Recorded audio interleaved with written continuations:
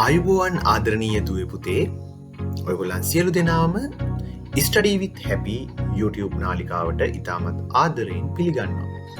අද දවසේ ඔයාලගේ ජීවිතයට වැදගත්ම පාඩමක් අරගෙන තමයි මේ ඇවිත් ඉන්නේ. අපි බලමු පුතාලගේ ජීවිතයට මේ පාඩමේ තියෙන වැදගත්කම. මිනිස් හැසිරීම. ඉතින් මිනිස්සු කියන්නේ පුතේ අපිනේ. අපි කොහොමද හැසිරෙන්න ඕනේ කියලා මේ පාඩමේදී සාකච්ඡා කරනවා. හොඳයි. එහෙමනම් පුතාලා තවමත් මේ නාලිකාව subscribe කළේ නැත්නම් පුතාලට subscribe කරන්න පුළුවන්. ඒ වගේම තමයි bell icon එකත් click කරන්න. එතකොට පුතාලට ඉක්මනින්ම අපේ පාඩම් ලබා ගන්න පුළුවන්. හොඳයි. එහෙමනම් අපි බලමු මේ පාඩමේ අරමුණ මොකක්ද කියලා. සමාජයක සමාජිකයන් අතර යහපත් අන්තර් සබඳතා පැවැත්වීමට නම් ඔවුන් එකිනෙකා කෙරෙහි අනුකම්පා සහගතව කටයුතු කිරීම පමණක් ප්‍රමාණවත් වෙන්නේ නැහැ. ඒ සඳහා අන් අය කෙරෙහි සහානුභූතිකව කටයුතු කිරීමට උරුකමක් තියෙන මානවයා තුළ ගිලිහී යන මානුෂික ගුණාංග සංවර්ධනය කිරීමේ හැකියාවක් තියෙන සමාජික සමාජිකාවන් අතර ප්‍රියමනාප බව හා සමගිය වර්ධනය කොට යහපත් අන්තර් සබඳතා පැවැත්වීමට හැකි පුද්ගලයෝ අවශ්‍ය වෙනවා. එවැනි ශ්‍රී ලාංකේය සමාජයක් බිහි කිරීම සඳහා අනාගත පරපුරට අදාළ ඉගෙනුම් අත්දැකීම් ලබා දෙන්න තමයි පුතේ මේ තේමාව සකස් කරලා තියෙන්නේ.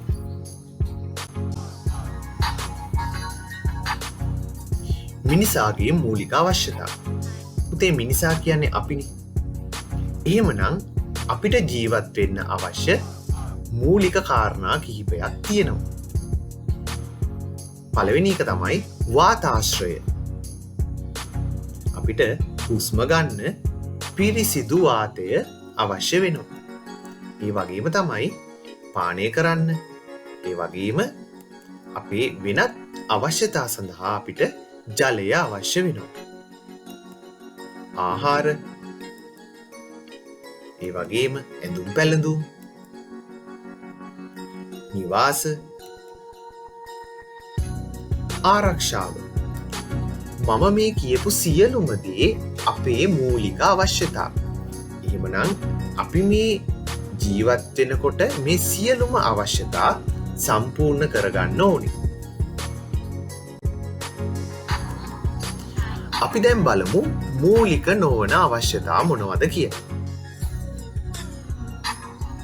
දුරකථනය, ගුවන් විදුලිය, රූපවාහිනිය, පරිගණකය, ප්‍රවාහනය, ගොඩනැගිලි. මේ දේවල් පුතේ අපේ අවශ්‍යතා ඉෂ්ට කරගන්න පමණයි අවශ්‍ය වෙන්නේ. අපිට ජීවත් වෙන්න මේ දේවල් නැති වුණාට පුළුවන්. ඒක නිසා අපි මූලික නොවන අවශ්‍යතා ඉෂ්ට කරගන්න ඉස්සෙල්ලා මූලික අවශ්‍යතා ඉෂ්ට කරගන්න ඕනි. මිනිසුන් ලෙස මූලික අවශ්‍යතාවලට ප්‍රමුඛතාවය ලබා දිය යුතුයි. ඉන් පසුව පුතේ අපිට පුළුවන් මේ මූලික නොවන අවශ්‍යතා ඉටු කරගන්න. එහෙම නොවුනොත් අපිට විවිධ ගැටලු වලට මුහුණ දෙන්න සිද්ධ වෙනවා. අපි බලමු උදාහරණයක්. කුලී නිවසක ජීවත් වන දුෂ්කර පවුලක් සුහුරු රූපවාහිනියක් වාරික ක්‍රමයට මිලදී ගැනීම. පුතාලා දන්න විදිහට කිව්වොත් ස්මාර්ට් රූපවාහිනියක්. එතකොට පුතේ මොකද වෙන්නේ? මේක මූලික අවශ්‍යතාවයක් නෙමෙයිනේ. දැන් කුලී නිවසක ජීවත් වෙනවා නම් ඒගොල්ලන්ට අවශ්‍ය ප්‍රධානම දේ තමයි නිවසක්. එහෙනම් මේ රූපවාහිනියක් ගැනීම තුලින් ඒගොල්ලන්ට වෙනත් අවශ්‍යතාවයක් සඳහා තමන්ගේ මුදල් කැප කරන්න සිද්ධ වෙනවා. එහෙම වුණාම ඒගොල්ලන්ගේ අර නිවස කියන මූලික අවශ්‍යතාවය ඉෂ්ට කරගන්න විදිහක් නැතුව යනවා. ඉතින් එතනදී විවිධ දුෂ්කරතාවන්ට පත්වෙන්න සිද්ධ වෙනවා. දැන් මේ බලන්න පුතාලට මේ පේන රූප සටහන් වලින් බැලුවොත් මේගොල්ලන්ට ප්‍රධානම අවශ්‍යතාවය තමයි නිවසක්.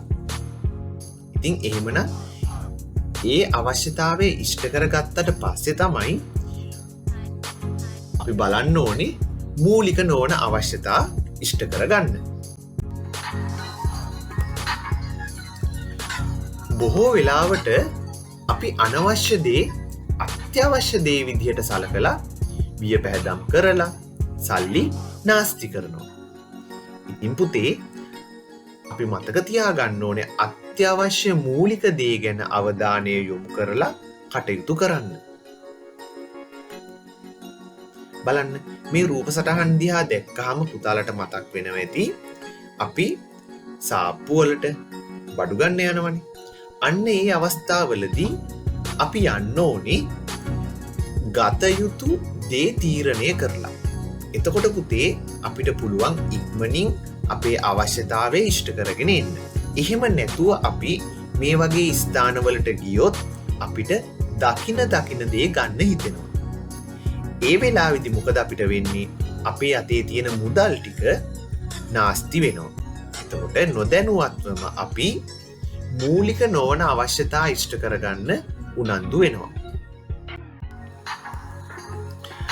ඉතින් අපි අපේ අතින් මේ සිදුවන නාස්තිය අවම කරගෙන කටයුතු කළොත් මූලික අවශ්‍යතා අහිමි වෙච්ච ගොඩක් අයට අපිට ඒකෙන් යහපතක් සලසන්න පුළුවන්.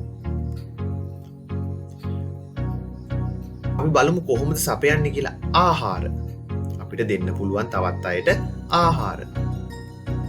ඒ වගේම පානීය ජලය. ඇඳුම් පැළඳුම් දෙන්නත් පුළුවන්. නිවාස.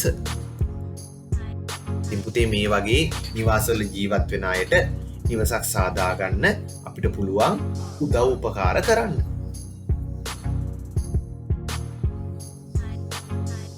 මේ රූප සටහනේ පේන විදිහට මේ දුප්පත් අයට අපිට පුළුවන් උදව් උපකාර කරන්න ඒගොල්ලන්ගේ ජීවිතය සාර්ථක කරගන්න. අපේ මූලික අවශ්‍යතා සපයන බොහෝ දෙනා මේ රටේ විවිධ පළාත්වල ජීවත් වෙන අය.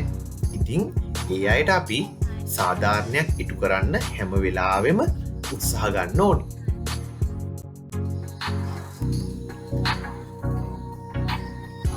ආහාර නාස්තිය අවම කරමු. ඉතින් පුතේ තවත් වැදගත් මාතෘකාවක් තමයි මේ.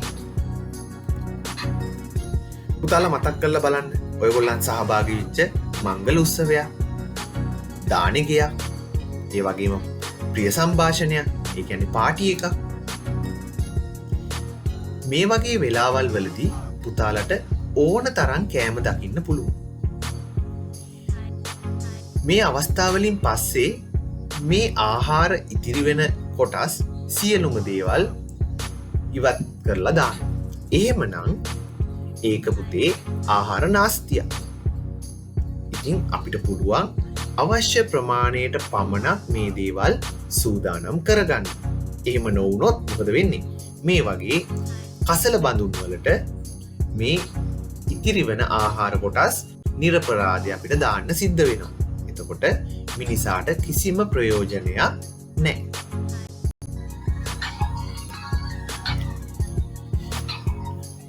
අපි ආහාර ගන්නකොට හැම වෙලාවෙම මතක තියාගන්න ඕන කාරණාවක් තමයි පුතේ අවශ්‍ය පමණට ආහාර බෙදා ගන්න. ඒකෙනුත් පුළුවන් ආහාර අපතේ යාම අවම කරගන්න. මේ බලන්න අපේ ලෝකේ ඉන්නවා පුතේ 100,000 ගාණක් නිරාහාරව ගත කරන මිනිස්සු. එක වේලක් කාලා ජීවත් වෙන මිනිස්සුත් ඉන්නවා. ඉතින් පුතාට මේ රූප සටහන් දිහා බැලුවාම පේනවා මේකේ ඉන්න මේ පුංචි ළමයි කොච්චර දුක් විඳිනව ඇද්ද? කොච්චර බඩගින්නේ ඉන්නව ඇද්ද? නිකමට කල්පනා කරලා බලන්න. අපිට නම් අම්මලා තාත්තලා වෙලාවට කන්න බොන්න දෙනව නේද?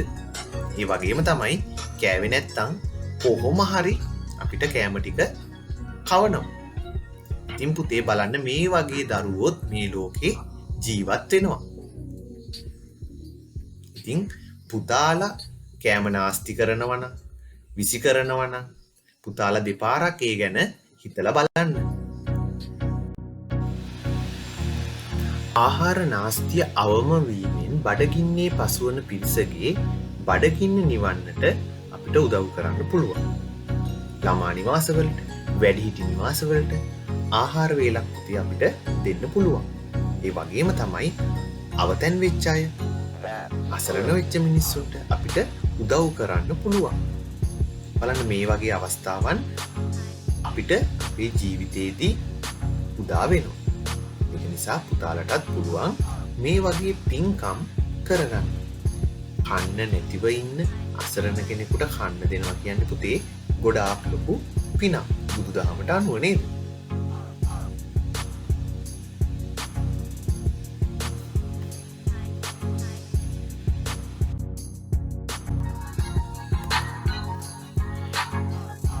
ඊගාවට අපි බලමු එළවලු අස්වැන්න අපතේ යන ආකාරය.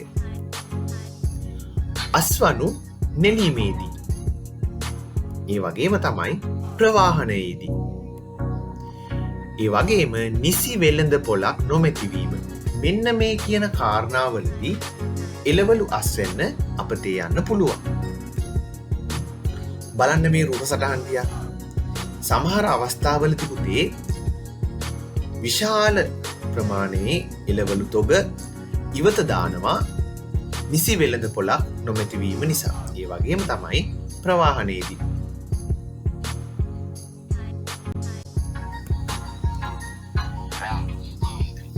වියලි ආහාර කෘමීන් විසින් විනාශ කරනු ලැබීම නිසා බොහෝ අවස්ථාවලදී ආහාර අපතේ යනවා. මේ බලන්න. මේ රූප සටහන් දිහා බැලුවාම අපිට ඒ දේවල් මතකයට නගා ගන්න පුළුවන්.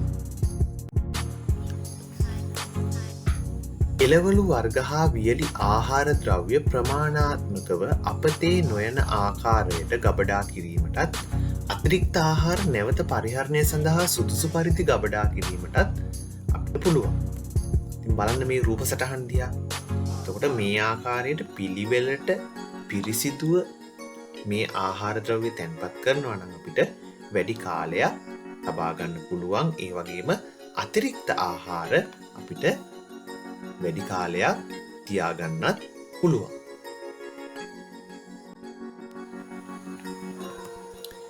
ඉහත සඳහන් කළ මූලික අවශ්‍යතාවලින් එකක් හෝ ඉටු කර ගැනීමට රටේ එක් පුරවැසියෙකු වෙනුවෙන් අපට යම් පරිත්‍යාගයක් කිරීමට හැකි නම් ඒ මගින් අපිට ගොඩක් සතුටු වෙන්න පුළුවන්. බලන්න පුතාලටත් මේ වගේ අවස්ථා තමන්ගේ ජීවිතයට උදා කරගන්න පුළුවන්.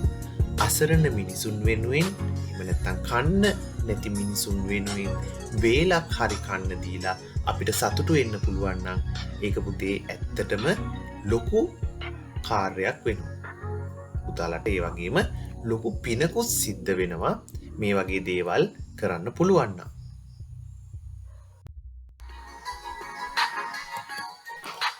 ඒ වගේම තමයි පුතාලා දන්නවා විශේෂ සැමරුම් ලෙස දිනපතා අධිකව අපතේ යවන අත්‍යවශ්‍ය දේවල් මූලික අවශ්‍යතා ඉටු නොවන තවත් බොහෝ පිරිසක් වෙනුවෙන් ලබා දෙන්න පුළුවන්. ඒ වගේම තමයි අපේ රටේ දුෂ්කර ප්‍රදේශවල පාසැල් තෝරා ගනිමින් පුතාලා වගේම තවත් සිසුන්ට තමන්ගේ අවශ්‍යතා ඉෂ්ට කරගන්න අවශ්‍ය දේවල් දෙන්න කටයුතු සංවිධානය කරන්නත් පුළුවන්. බලන්න මේ රූප සටහන් දකිනකොට අපිට හිතෙන්න ඕනේ මොනවද? අපි ඉතා පහසුකම් සහිතව අධ්‍යාපනය ලබනවා. ඉතින් බලන්න පුතේ මේ වගේ දුෂ්කර ප්‍රදේශවල ඉන්න මේ පුංචි දරුවෝ ඉගෙන ගන්න ආකාරය දිහා බැලුවාම අපිට පුළුවන් නම් යම් කිසි ආකාරයකින් ඔවුන්ගේ අධ්‍යාපනයට රුකුලක් වෙන්න ඒක ඉතාමත් වටිනවා.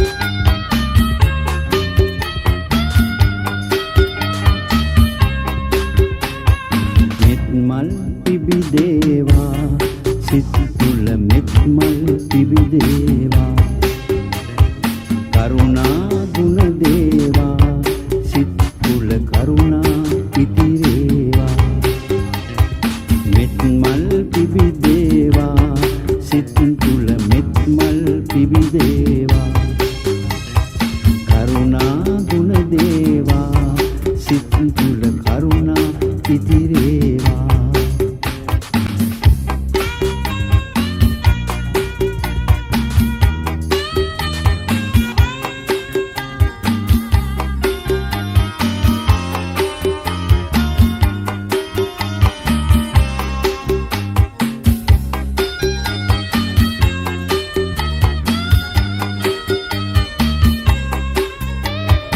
තණ්හා ආසා වෛරේ ක්‍රෝධේ සංකා නැති වේවා තණ්හා ආසා වෛරේ ක්‍රෝධේ සංකා නැති වේවා පාපේ ද්වේෂේ මෝහේ මානේ මෙලොවින් දුරු වේවා මෙත් මල් පිබිදේවා සිත් තුළ මෙත් මල් පිබිදේවා කරුණා ගුණ දේවා සිත් තුළ කරුණා ඉතිරේවා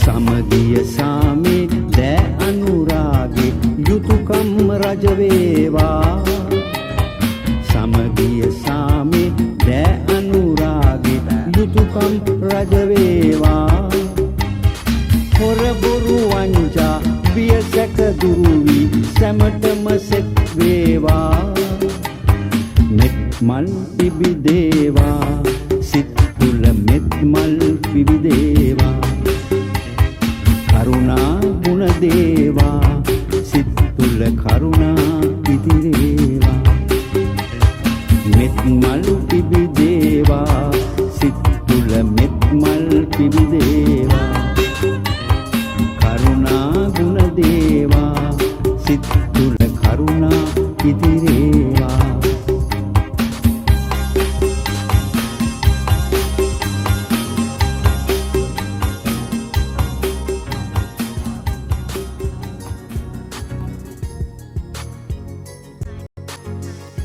හොඳයි පුතේ. එහෙමනම් අපි තාමත් ලස්සන ගීතයකුත් රසවින්දා. එහෙමනම් මේ සූදානම අද දවසේ පුතාලගෙන් සමුගෙන යන්න. එහෙමනම් නැවතත් දවසක මිනිස් හැසිරීම් පාඩමේ ඉතිරි පාඩම් කොටස් අරගෙන එන පොරොන්දුවෙන් අදට මම නතර වෙනවා. පුතාලා සියලු දෙනාටම තෙරුවන් සරණයි. ආයුබෝවන්.